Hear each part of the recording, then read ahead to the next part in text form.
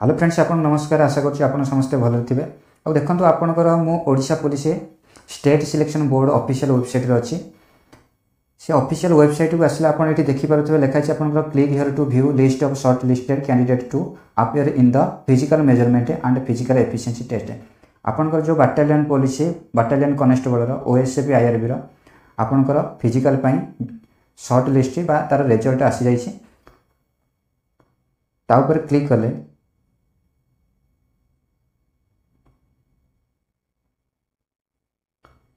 ता ऊपर क्लिक कले आपन देखि परिबे एठी लेखा हितबा आपनकर Odisha police state selection board list of short listed candidate for the post of सिपाही कांस्टेबल इन बाटालियन।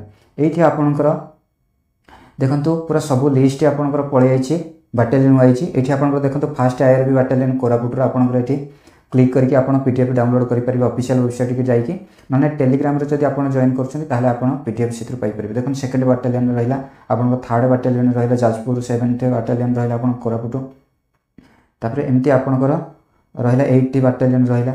ए सब आपनकर रिजल्ट आसी जाइछि। जदि देखि नाहांती शीघ्र जाई कि देखंतु। यह थेला गोटे आपन पई गोटे गुरुत्वपूर्ण नोटिस। वीडियोटी भल लागिले लाइक करंतु, निज फ्रेंड्स पाखकु शेयर करंतु, चैनल को नवा विजिट करथले सब्सक्राइब करंतु।